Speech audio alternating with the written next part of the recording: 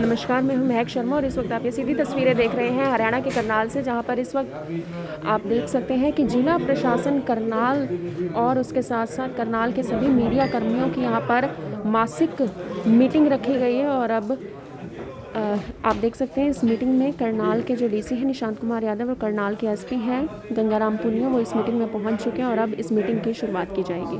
आप सभी लोगों से अपील, जो भी लोग इस खबर को देख रहे हैं, इस वीडियो को शेयर ज़रूर करें। उसके बाद कुछ आपके सवाल जवाब हैं करेंगे। सबसे पहला तो मुद्दा है कि जैसा आप लोगों को सबको मालूम है, करनाल जिले में कोरोना के केसेस पिछले कुछ समय से बढ़ने लगे हैं और विशेष रूप से जो स्कूल्स हैं हमारे, अब तक टोटल 64 स्कूलें ऐसी हैं जिसमें कम से कम एक आध तो केस आ ही चुका है।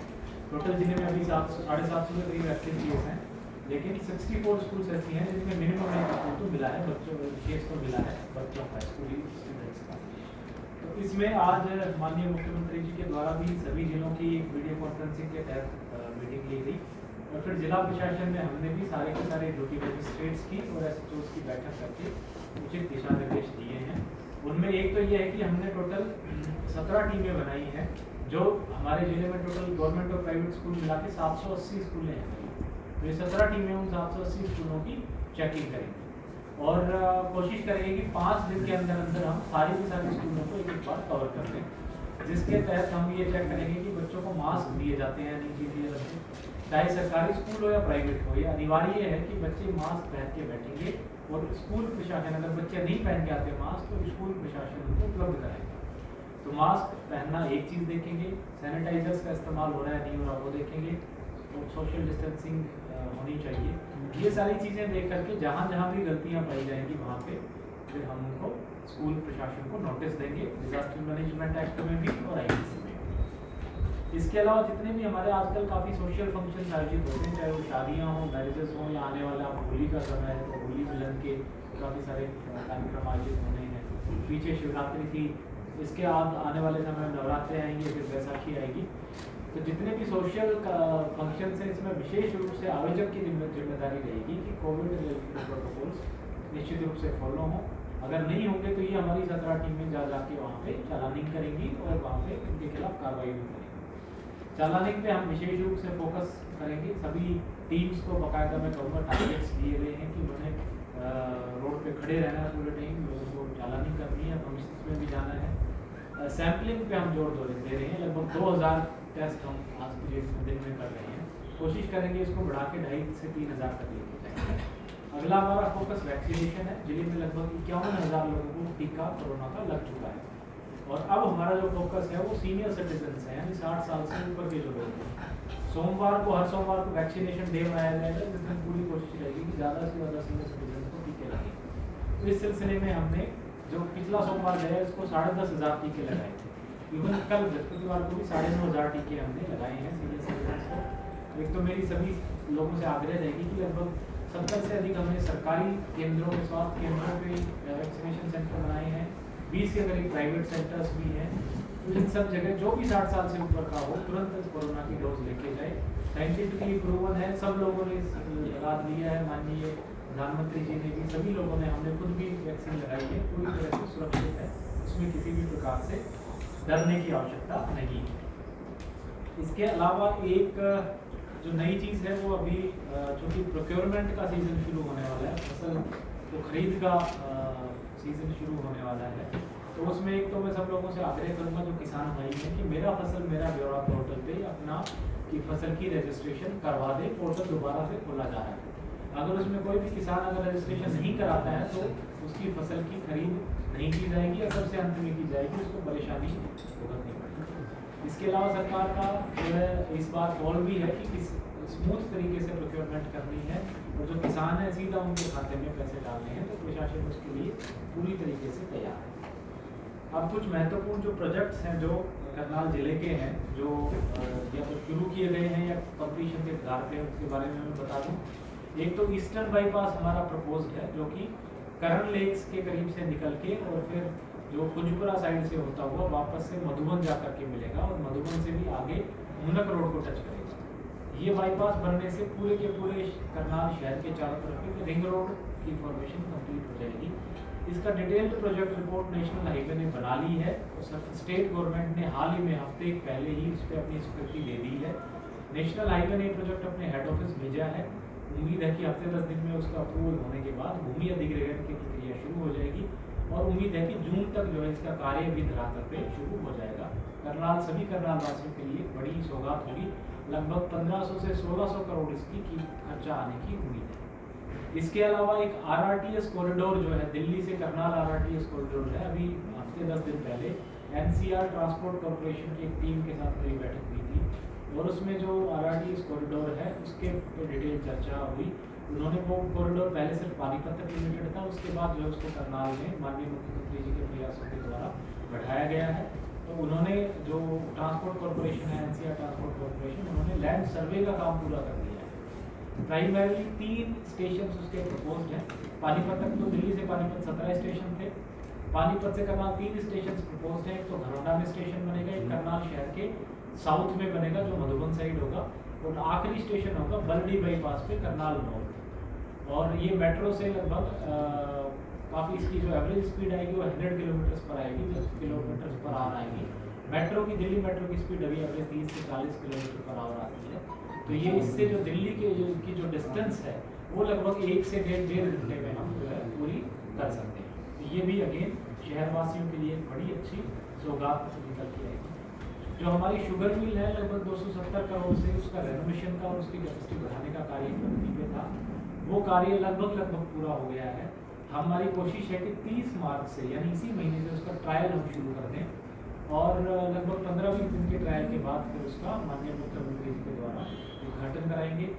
इस एरिया के ना केवल करनाल जिले के बल्कि इस एरिया के सभी गन्ना उगाने वाले जो किसान हैं उनके लिए एक बड़ी सौगात साबित होगी, क्योंकि इससे मिल की capacity 2200 ton crushing per day से बढ़कर के 3500 यानी लगभग 1.5 गुना इसकी कैपेसिटी हो जाएगी। इसके अलावा वहाँ बिजली बनाने का संयंत्र भी लगेगा और काफ़ी सारी सुविधाएं भी उसके अंदर की सारी सड़कें बनाई जा रही हैं, सारी सुविधाएं जो उसमें शुगर रेट में दी जाएगी। मेरठ रोड की जो 4 लेनिंग का 6 लेनिंग और 4 लेनिंग का कार्य है वो प्रगति पे है। हमारी पूरी कोशिश है कि जो इसका डेडलाइन है फरवरी 2022 उस तक हम कंप्लीट कर दें कार्य को। नगला मेगा चौक पे एक बात थी कि वहाँ पहले फ्लाईओवर प्रपोज नहीं था, वो भी हमने सरकार से मंजूर कराया है। फ्लाईओवर दिया जाएगा ताकि आसपास के 10-12-15 गाँव हैं उनको इसका एडवांटेज हो सके।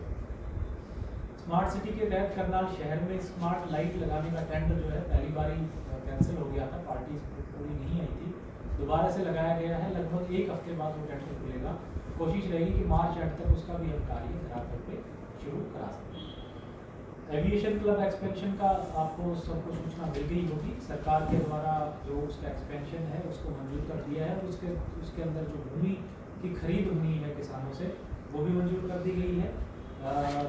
हफ्ते के अंदर जो है वो राशि किसानों के खातों में डाल करके उनसे रजिस्ट्री जो है सरकार के नाम करा ली जाएगी। इसमें कुछ किसान थे जो अपनी ज़मीन बेचने के लिए सहमत नहीं थे, तो सरकार की जो एक लैंड पूलिंग की पॉलिसी है और वॉलंटरी परचेज पॉलिसी है उसको मिला करके अगर 70% किसान किसी भी प्रोजेक्ट में एग्री होते हैं तो बाकी 30% किसानों की ज़मीन सरकार ले सकती है और उनको बदले में कोई अल्टरनेटिव लैंड दे सकती है। तो हमने कलवेड़ी में और वहाँ नेवल में अल्टरनेट लैंड आइडेंटिफाई कर ली है। जो लगभग 20 से 22% किसान जो एग्री नहीं है उनको अल्टरनेट जगह दे दी जाएगी और इसके जो एविएशन क्लब है इसके एक्सपेंशन का रास्ता अब साफ हो गया है। इसकी जो लेंथ बढ़ा करके 5000 फीट की जाएगी और यहाँ पे और डोमेस्टिक एयरपोर्ट का इसके बाद भी प्रोजेक्ट लेकर किया जाएगा। इसके अलावा जो WJC कैनाल है उसमें काचवा पुल से कैथल पुल के बीच में जो एक कनाल फ्रंट डेवलप करने का साबरमती रिवर फ्रंट के तर्ज पे कनाल फ्रंट डेवलप करने का कार्य है वो शुरू करा दिया गया है। परसों इसका वर्क ऑर्डर ठेकेदार को दे दिया गया है और वो काम विधिवत रूप से मौके पर शुरू हो गया है। लगभग 8 महीने इस काम में लगेंगे। तो कोशिश रहेगी हमारी कि अक्टूबर-नवंबर के आसपास शहरवासियों के लिए लगभग 6.5 करोड़ की ये सौगात दे दें। इसके अलावा करण लेक के ब्यूटिफिकेशन का प्रोजेक्ट पिछले विजिट में माननीय मुख्यमंत्री के द्वारा 15-20 दिन पहले स्वीकृत कर दिया गया था और इसका भी जो एस्टिमेट बनाने का कार्य चला हुआ है। जल्द ही करण लेक को भी ब्यूटिफाई कराया जाएगा ताकि पूरे स्टेट में ही नहीं बल्कि इंडिया में भी करण लेक का नाम एक पर्यटन स्थल के रूप में पूरे जिले में 7 नए कॉलेजेस जो है गर्ल्स कॉलेजेस वो बनाए जा रहे हैं, जिसमें जयसिंहपुरा, जुमला, पाठा, बस्तरी, बस्ताड़ा, तरावड़ी और इसके अलावा एक एनसीसी अकेडमी रईपुरा में है। इन सब का निर्माण कार्य भी इसी साल के अंत तक पूरा कर लिया जाएगा और क्लासेज उसके बाद शुरू करा दी जाएगी। इसके अलावा स्मार्ट सिटी के द्वारा कुछ प्रोजेक्ट लिए गए हैं, जिसमें शहर के जितने भी पार्क हैं वहाँ पे ओपन एयर जिम लगाने की बात की। लगभग 70 के करीब ओपन एयर जिम पार्क हमने आइडेंटिफाई करे हैं और वहाँ ओपन एयर जिम लगाने का कार्य चालू है। लगभग 20-21 में काफ़ी प्रगति पकड़ चुका है। शहर का इस प्रोजेक्ट, ये 3 महीने का प्रोजेक्ट है, 3 महीने के बाद शहर का कोई भी पार्क ऐसा नहीं बचेगा जिसमें ओपन एयर जिम ना लगा हो।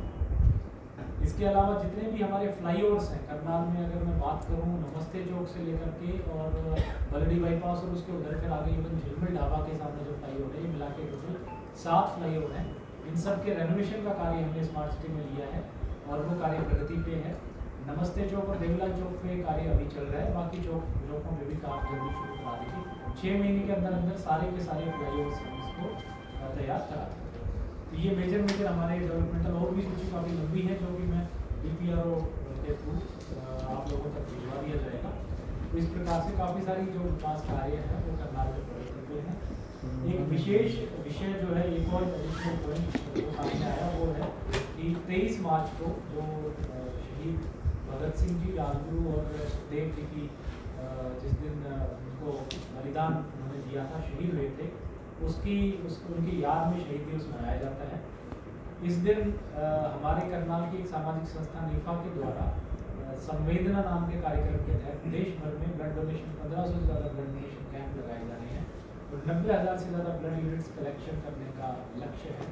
तो बड़ी गौरव की बात है कि हमारे करनाल का नाम इससे जुड़ा है और इवन कोरोना के दौरान भी हमने देखा था कि हमारे यहाँ की सामाजिक संस्थाएँ हैं, उन्होंने बढ़ चढ़ करके लोगों के सहयोग में भाग लिया था। इस बार भी मेरे संज्ञान में आया कि काफ़ी सारे सामाजिक संस्थान इससे जुड़े हैं।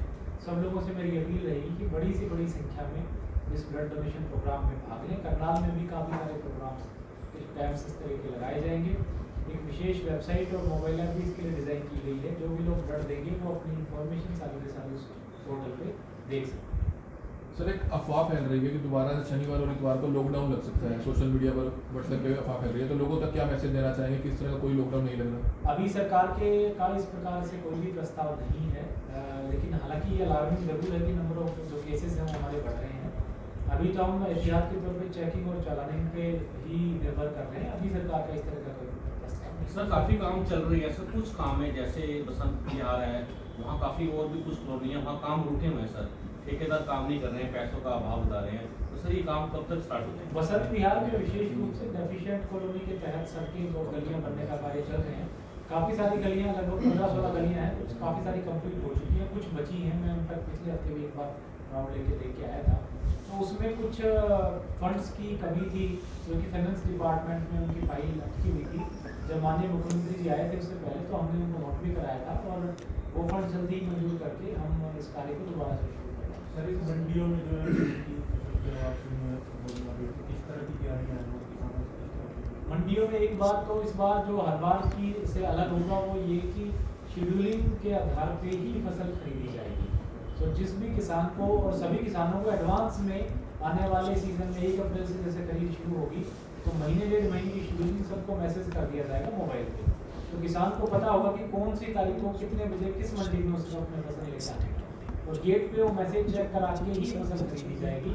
तो एक तो सबसे महत्वपूर्ण ये रहेगा कि हर बार की तरह ऐसा ना हो कि इकट्ठा का इकट्ठा एक ही दिन या एक हफ्ते के अंदर अंदर सारा का सारा अनाज आ जाए और फिर उसको लिस्टिंग वगैरह ना होने की वजह से उसमें नुकसान हो, कई बार बारिश या जल भराव होने की वजह से खराब होता है।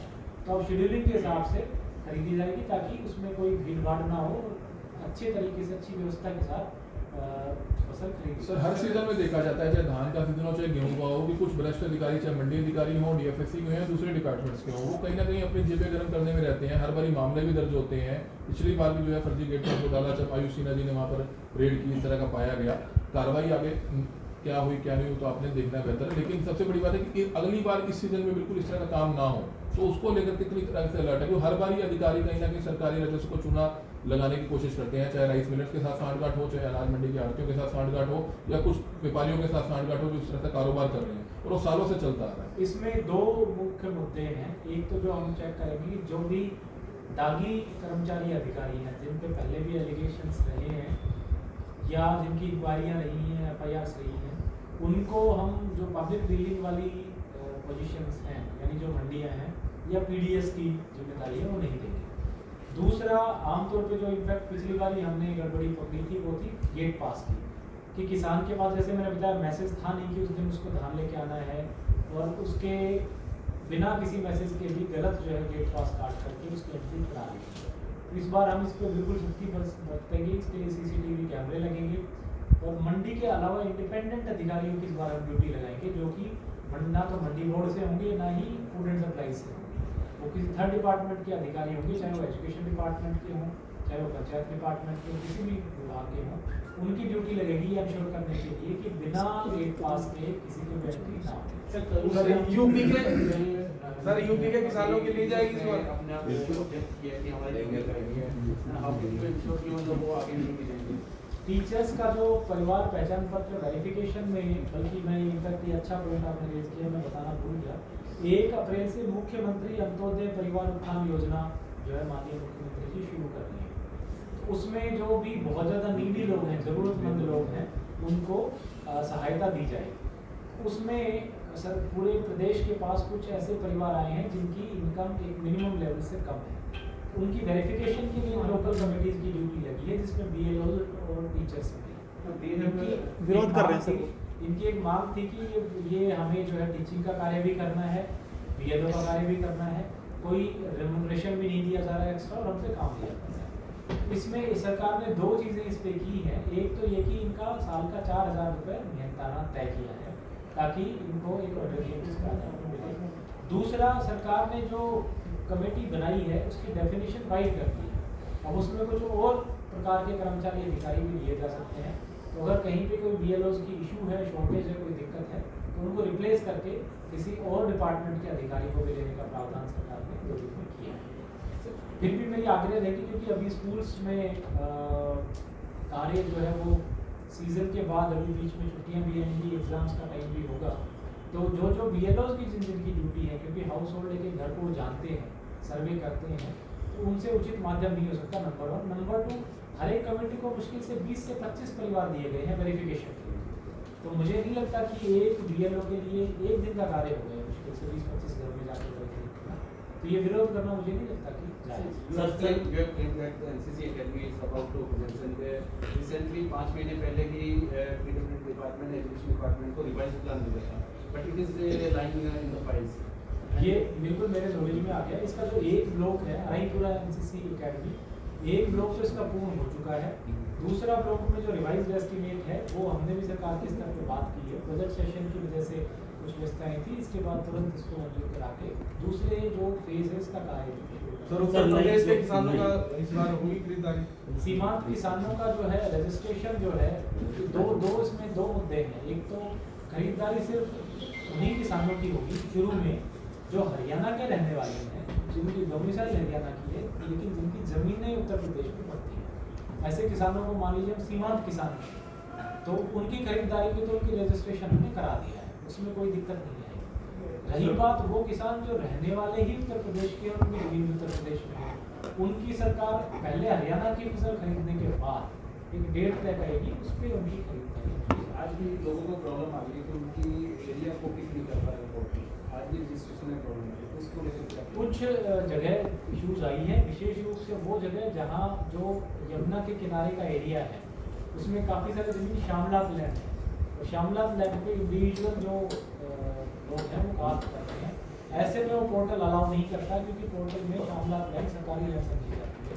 तो उसमें तो एक तो जो जेन्युइनली लीगली बैठे हैं उनकी तो हम मदद करा रहे हैं कि उनको ऑब्जेक्शन फाइल करने का राइट दिया गया है कंसर्न तहसीलदार के पास, लेकिन जो इलीगली कब्जा करके बैठे हैं उनकी जो ना तो वेरिफिकेशन होगी और ना ही उनको अपलोड करेंगे। सर नगर निगम में पिछले दिनों 2 महीने पहले नो ड्यू सर्टिफिकेट घोटाला हुआ था जिसमें 2 आरोपी गिरफ्तार हुए हैं जो कहीं ना कहीं नगर निगम से जुड़े हुए थे। उसके बाद तहसील के लोगों का भी नाम आ रहा था कि बगैर तहसील के लोगों की मिलीभगत के, नगर निगम के अधिकारियों की मिलीभगत के इतना संभव नहीं है कि उनको इतनी अंदर की जानकारी हो कि वो सॉफ्टवेयर को हैक करके इतना बड़ा घोटाला को, स्कैम को अंजाम दे पाए। तो आखिरकार दूसरे लोगों की अभी तक कोई गिरफ्तारी नहीं हुई, इसमें कोई ब्रीफिंग नहीं हुई कि आखिरकार इतना बड़ा स्कैम हो जाता है। नगर निगम का सॉफ्टवेयर 21 तारीख को शुरू होता है, 22 तारीख को उसमें हैकर आ जाता है, इस तरह की बात करिए। तो उसमें एसपी साहब क्या कहना चाहेंगे? नगर निगम में जो नो ड्यूटी सर्टिफिकेट घोटाला है जिसमें 2 कर्मचारी गिरफ्तार हुए हैं, लेकिन उसमें क्या तहसील के कर्मचारी, अधिकारी या नगर निगम के कोई अधिकारी या कर्मचारी कोई शामिल नहीं है? देखिए, जो नगर निगम की तरफ से जो मुकदमा दर्ज कराया गया था उसमें ये आरोप थे कि कुछ कर्मचारियों ने मिलीभगत करके 209 के आसपास टेम्पररी आईडी अवैध रूप से जनरेट की है और इसको हैक किया गया है। उसके बाद में हमारी तरफ से जांच अमल में लाई गई थी। जांच के दौरान ये पाया गया कि जो अनऑथराइज्ड कॉलोनी है उनकी रजिस्ट्री करवाने के लिए उस एरिया को ऑथराइज्ड के रूप में भर करके उसके बाद में टेम्पररी आईडी जनरेट की गई और उसके आधार पर नो ड्यूटी सर्टिफिकेट जारी किए गए थे। 2 आरोपी इसमें गिरफ्तार किए गए थे, लेकिन हैकिंग जैसी कोई बात सामने नहीं आई थी कि किसी ने सॉफ्टवेयर को हैक किया था और उसके बाद में ये इस प्रकार से एनडीसी और टेम्पररी आईडी जनरेट हुई थी। उसके बाद का जहाँ तक विषय है, तहसील से जो अनऑथराइज्ड एरिया की एनडीसी जारी करवाने के बाद उसको ऑथराइज दिखा करके जो टेम्पररी आईडी जनरेट हुई और फिर उसके आधार पे किसी और एरिया की रजिस्ट्री जो करवाई गई थी, उसके बारे में मैंने डीसी साहब को एक पत्र भी लिखा है। डीसी साहब उस पर जो कि अपनी तरफ से उचित संज्ञान लेंगे और हमने ये भी उनसे अनुरोध किया है कि यदि इस मामले में पुलिस के लेवल पे कोई जांच की आवश्यकता हो तो वो भी हमें सूचित है। सर, क्योंकि ब्रीफिंग जरूर होनी चाहिए, इतना बड़ा स्कैम सा हो जाता है, कौन लोग शामिल हैं? क्योंकि जो शिकायतकर्ता मैडम महिला थी इसमें, ईओ मैम थी, वो उनका भी ट्रांसफर हो जाता है, उसी दौरान ही ट्रांसफर हो जाता है। क्योंकि खुद शिकायतकर्ता थी और उन्होंने जब शुरुआत में अपने लेवल पे जांच की थी ज्वाइंट कमिश्नर, उन्होंने कहा था कि हैकिंग हुई है, लेकिन ऐसा लगता नहीं कि कोई ना कोई अधिकारी तहसील लेवल पे या नगर निगम लेवल पे कोई ना कोई तो शामिल होगा जो अंदर के पॉइंट्स, इतनी जानकारियां जो है दे रहा था। देखिए, जो जांच होती है वो सभी जितने भी हमारे पास में जो हम साक्ष्य एकत्रित करते हैं, चाहे वो डिजिटल साक्ष्य हो, चाहे किसी को वर्बली बुला करके उनसे जो पूछताछ होती है, उसके आधार पर बाद में कोई कंक्लूजन निकाला जाता है। मैंने आपको पहले ही बताया कि हैकिंग जैसी इसमें कोई बात नहीं थी। हाँ, कुछ जो आरोपियों ने मिलीभगत करके आपस में जो अनऑथराइज्ड एरिया की रजिस्ट्री करवाने के लिए एक सारा घटनाक्रम हुआ था, उसमें 2 आरोपी गिरफ्तार कर लिए गए हैं। अभी हमने मामले को कंक्लूड नहीं किया है, हमारी तरफ से मामले की जांच जारी है। और जहाँ तक तहसील स्तर के जो मामले की बात है वो मैंने ऑलरेडी डीसी साहब से रिक्वेस्ट किया है और डीसी साहब उस पर उचित संज्ञान लेंगे। सर, इसमें रजिस्ट्रियां कैंसिल हो गई हैं सर, इसमें एसपी सर से मेरी क्वेश्चन है सर, इसमें जो मेरा भी है। रजिस्ट्रियाँ जो अनऑथराइज्ड जैसे एसपी साहब ने बताया, अनऑथराइज्ड एरिया में ऑथराइज दिखा करके करा ली गई, तो इसमें 2 स्तर की कार्रवाई कर रहे हैं। एक तो ये कि कहाँ वो ग्लिच रही है, कमी रही सॉफ्टवेयर में कि एक बार जब एनडीसी जनरेट हो गया और उसको ऑथराइज्ड एरिया का दिखा करके अनऑथराइज्ड एरिया का एनडीसी जनरेट करा लिया गया, उसके बाद तहसील लेवल पे सॉफ्टवेयर में कोई चेक क्यों नहीं लगाया गया है, क्यों नहीं है सॉफ्टवेयर में, ताकि एक डबल क्रॉस वेरिफिकेशन यहाँ पे भी हो। क्योंकि अभी ये हुआ कि एनडीसी जैसे निगम ने जारी की तो यहाँ ये मान लिया गया तहसील में कि क्योंकि नो ड्यूटी सर्टिफिकेट जारी हो चुका है, इसका मतलब वो लीगल प्रॉपर्टी है और इसलिए उसकी रजिस्ट्री कर दीजिए। एक तो हम जो सॉफ्टवेयर में जो है ये चेंज चाह रहे हैं वो कर भी दिया गया है इवेंचुअली। दूसरा, एक हम ये भी तय कर रहे हैं कि इसमें किसी की जानबूझ के गलती तो नहीं है तहसील लेवल पे। जो एसपी साहब ने से मेरे से कल या परसों कम्युनिकेशन आया है, मुझे लेटर आया है, उसके बेसिस पे हम ये चेक कर रहे हैं कि क्या जानबूझ के कोई इस तरह की गलती की गई है। अगर ऐसी की गई है तहसील स्तर पे फिर तो जरूर कार्रवाई करेंगे। जहाँ तक जो रजिस्ट्री हुई है उनका जो लीगल प्रोसेस है उनको कैंसिलेशन का वो शुरू कर दिया गया है और जो सॉफ्टवेयर है उसको भी फुल प्रूफ बना दिया गया है। तो अब उसमें मुझे नहीं लगता आगे इसके ऊपर सर जमुना बेल्ट में हर साल जो है ना बाढ़ आती है, पानी आता है। टोटल 209 टेम्पररी आईडी जनरेट हुई थी, उसके आधार पे 106 रजिस्ट्री जो हमने वेरीफाई किया है, 106 रजिस्ट्री का डिटेल हमारे पास है। डीसी साहब, जो सब्जी मंडी है, एक्चुअल सब्जी मंडी है, वो अभी तक शुरू नहीं हो पाई है। वहाँ करोड़ों रुपए की दुकानें हैं जो बनाई गई थी और कुछ लोगों ने दुकानें ली थी कि सब्जी मंडी शुरू होगी, उनका व्यापार बढ़ेगा, लेकिन वो लोग कुछ लोगों की तो उसमें डेथ भी हो चुकी है और आज तक वो सब्जी मंडी शुरू काफी सारे लोग उधर शिफ्ट नहीं होना चाहते। पहले मेरे संज्ञान में बात आई थी, मैं विजिट भी करके आया था। कुछ समय के लिए तो दुकानदारों ने समय मांगा था कि जी कोरोना का समय है, वैसे ही हमारा बिजनेस कम है, तो हमें यहाँ से शिफ्ट करके दूसरे शेड में ना शिफ्ट करो। अब दोबारा से हम इसको सर, एक स्मार्ट सिटी जिला प्रशासन और नगर निगम आपस में तीनों तालमेल क्यों नहीं रहता? क्योंकि देखा जाता है कि जैसे कि करनाल की एनडीआरआई वाली रोड है, वहाँ पर ट्रैक बना दिया गया, फिर दोबारा से वहाँ पर तोड़फोड़ होती है, ट्रैक बढ़ा दिया जाता है, फिर वहाँ पर आता है कि यहाँ पर वॉकिंग स्ट्रीट बनाया जाएगा। तो एक ही बार पैसा क्यों नहीं लगाया जाता? मतलब पब्लिक का ही पैसा, सरकार का पैसा ही खराब होता है, एक बार तोड़फोड़ होती है। अब जैसे सेक्टर 13 का जो टाइल वाला पीछे मामला सामने आया था, वहाँ पर टाइलें लगाई गई, फिर पता चला कि स्मार्ट सिटी के तहत यहाँ जो फुटपाथ है उनकी बड़ी टाइलें बननी है, फुटपाथ बढ़ाने हैं, फिर दोबारा से उनको तोड़कर जो है दोबारा पैसा लगाया जा रहा है, दूसरी टाइलें लगाई जा रही है। तो मतलब आपस में तालमेल की कमी के कारण मतलब पैसा खराब हो रहा है। मुद्दा ये है जो कल्चरल कॉरिडोर है, इसमें तो मैं बताऊं विशेष रूप से, ये जो वॉकिंग ट्रैक पहले बना था, कि गलचुड़िया ने बनाया था, वो जमीन के लेवल का था। अब जो ट्रैक बना है उसमें कहीं पे भी कोई नुकसान नहीं किया, उन्हीं टाइलों को इस्तेमाल किया है, नई एक भी टाइलें नहीं लगाई जा रही, नहीं उसकी पेमेंट की जा रही है। अब हमने उसको सिर्फ ये कहा है, क्योंकि सेम लेवल पे कई बार लोगों को दिक्कत आती है, तो उसको लगभग 1 फुट उठा करके वॉकिंग ट्रैक बना दिया गया। जहाँ तक सेक्टर 13 की बात है, वो मेरे संज्ञान में आई भी है, और अब से हमने ये फॉर्मेट भी बाकायदा बनाया है कि स्मार्ट सिटी या कोई भी विभाग या नगर निगम सिर्फ वही काम टेकअप करेगा जिससे बाकी डिपार्टमेंट से सर्टिफिकेट ले लेगी। पिछले 3 साल में इस जगह पे और कोई काम किसी और विभाग द्वारा नहीं किया गया। वो सर्टिफिकेट मिलने के बाद ही वो पर्टिकुलर डिपार्टमेंट उस काम को टेकअप करेगा, ताकि इस तरह की कोऑर्डिनेशन हो सके। सर हाल ही में जिस तरीके से लगातार मीटिंग चल रही है अधिकारियों के साथ, बड़े और सरकार के बेल्ट में सर लगातार माइनिंग हो रही है, और वहाँ पे पहले भी पानी आता है, बरसात आती है, जब बाढ़ आती है तो पानी इकट्ठा हो जाता है, लेकिन लगातार माइनिंग हो रही है। तो हम कंप्लेंट करते हैं, फोगाट साहब से बात करते हैं, वो टीपे भी लगा देते हैं। तो जब हम बताते हैं मौका पे, वो अपना ट्रैक्टर ट्राली जैसे भी छोड़ के चले जाते हैं। देखिए, इस प्रकार की कुछ शिकायतें अभी विगत दिनों से मेरे पास में भी आ रही थी। हमने जो भी माइनिंग डिपार्टमेंट के जो भी कंसर्न यहाँ के ऑफिसर है उनसे भी, और हमारे पुलिस डिपार्टमेंट के साथ में मिलकर के आपस में इस संबंध में कोऑर्डिनेशन से काम करें और एक अच्छी कार्रवाई उन लोगों के खिलाफ हो, ताकि इस प्रकार की अवैध गतिविधियाँ न हो, ये हम इंश्योर करेंगे। कुछ हमने विगत दिनों में मेरे पास भी एक रिपोर्ट प्राप्त हुई थी, जिसके आधार पर 2 पुलिस कर्मचारियों को सस्पेंड करके 4 पुलिस कर्मचारियों की डिपार्टमेंटल कार्रवाई भी शुरू की गई है। तो ये हम इंश्योर करेंगे कि किसी प्रकार से अवैध माइनिंग की गतिविधियां एसपी साहब, हमारे शहर की ना बदनामी करती हैं कुछ लोग, महिलाएं हैं, महिलाओं के बीच में आदमी है, रोजाना हाईवे पर खड़े होते हैं। सेक्टर 12 से आप देवीलाल चौक की तरफ चले जाएं, बरड़ी बाईपास के चले जाएं, पिछले दिनों में हमने आपके संज्ञान में डाला था। लेकिन वो चक्कर क्या होता है, आज के समय वो कुछ लूटपाट जैसी घटनाएं भी करती हैं, ट्रक ड्राइवर्स के साथ कर ली। लेकिन लोग जो है समाज में बेइज्जती के चलते आधे लोग तो 80% शिकायतें नहीं देते कि जो कुछ हुआ, लूट लिया, झाड़ियों में छुप जाता है। मॉल है जहाँ मॉल के आसपास तरावड़ी और यहाँ पर करनाल शहर के आसपास जीटी रोड का इलाका है, वहाँ पर इस प्रकार की शिकायतें प्राप्त हुई थी। आपने हमारे संज्ञान में लेके आए थे।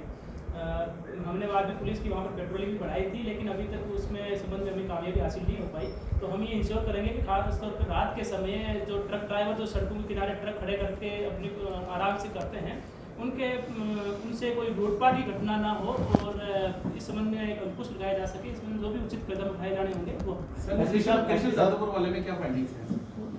देखिए, इन दोनों का हमने 8 दिन का पुलिस रिमांड लिया था। इस दौरान गहनता से पूछताछ करी थी, और ये पाया गया कि कुछ जो यहाँ से लोग कुछ विदेश में गए हुए हैं, वो लगातार इनको पैसे उपलब्ध कराते रहते थे। कुछ लोगों के नाम हमारे पास में सामने भी आए हैं।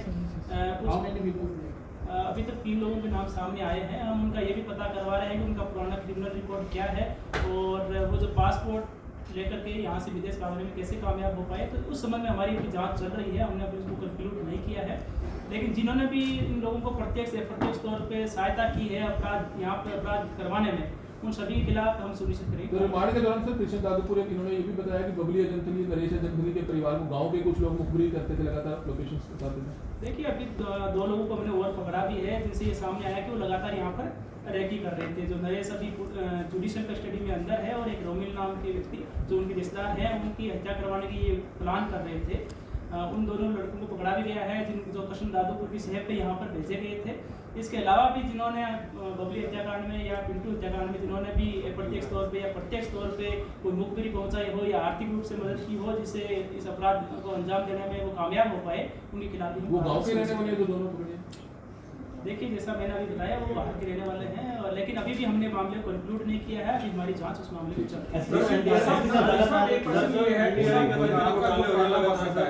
सर उसका पता लगा है कि वहाँ पर शॉपिंग मॉल बनने जा रहा है नंबर 1 बात सर ये। तो सर जो पुराना नगर निगम है वहाँ बनना था सर शॉपिंग मॉल, वो बीच में अधर में लटक गया सर। ये दोनों इसमें प्रोजेक्ट दिए गए हैं। एक तो जो ओल्ड बस स्टैंड है लगभग 8 एकड़ की जमीन है, वहाँ पे एक प्रस्ताव है कि 3 चीजें बनाई जाएंगी। एक तो जो इंट्रासिटी बसेज हैं, जो शहर के अंदर बसें चलेगी, उनका बस स्टैंड लगभग 2 एकड़ में। एक प्लाजा बनेगा जहाँ पे आपने जैसे बताया शॉपिंग कॉम्प्लेक्स बनेगा, वो शॉप्स बना करके ऑप्शन किया जाएगा। और तीसरा पीछे पब्लिक यूटिलिटीज, लाइब्रेरी, पार्क वगैरह बनेगा। तो ये प्रस्ताव हमने अभी तैयार किया है। एक बार प्राइमरी तौर पे माननीय मुख्यमंत्री जी से इस पर चर्चा भी हो गई है, दोबारा से उनको दिखा के अप्रूव करा करके फिर हम इसको शुरू कर लेंगे। जहाँ तक पुराने नगर निगम की बिल्डिंग की सवाल है, अभी तो उसमें टाइलें लगाई जा रही हैं, आपने देखा होगा। तो वहाँ हमारा पार्किंग बनाने का प्रस्ताव है टेम्परेरी तौर पे। तो लॉन्ग टर्म में उसका प्लान हमने तैयार किया है शॉप्स का, कि जो भी शॉपकीपर्स हैं उनको बदले की दुकानें दे करके, और जो सामने की दुकानें हैं उनको गिरा करके रोड में शामिल कर दिया जाए ताकि सड़क चौड़ी हो जाए, और बदले की दुकानें उनको पीछे उस बिल्डिंग में दे दी जाए। लेकिन वो हरियाणा सरकार को पॉलिसी अभी बनानी है जिसके तहत 20 साल से अधिक समय पे जो नगर निगम की प्रॉपर्टी के दुकानों पे बैठे हैं उनको उनकी ओनरशिप दे दी जाए। तो जब वो पॉलिसी बनेगी तब वो प्रोजेक्ट शुरू होगा। तब तक टेम्परेरी तौर पे एक तो ओल्ड एमसी की बिल्डिंग में, एक पुरानी सब्जी मंडी में, इसके अलावा जनरली कोठी में, ऐसे 3-4 जगह पे हम पार्किंग बना रहे हैं, लगभग बन के तैयार हो गई हैं।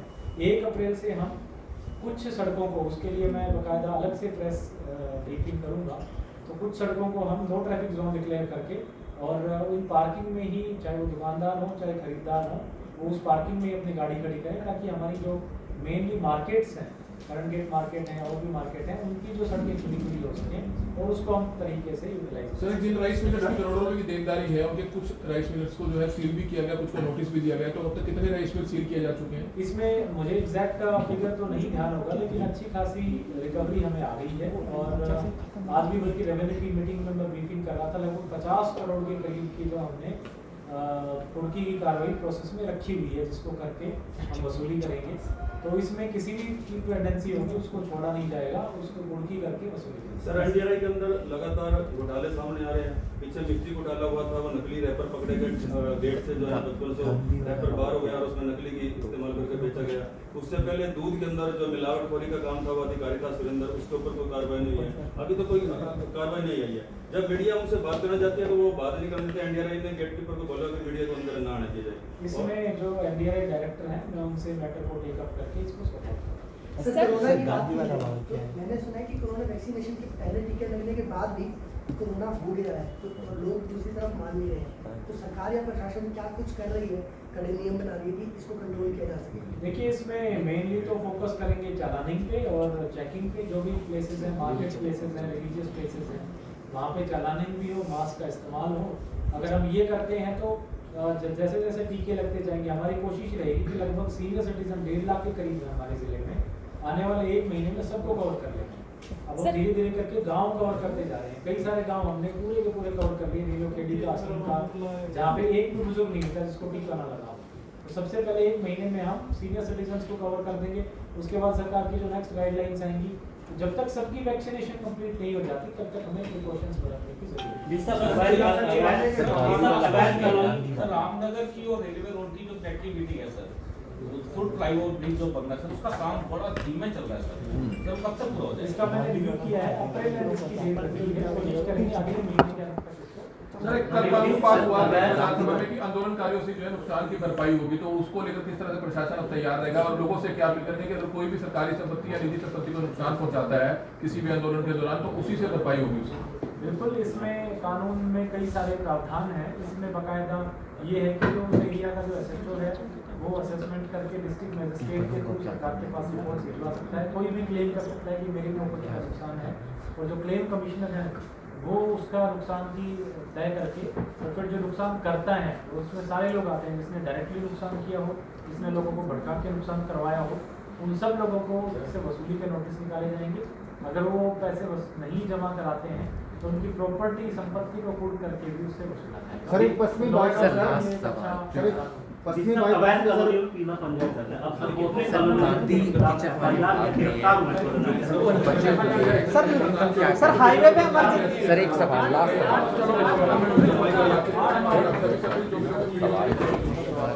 जाओ जाओ।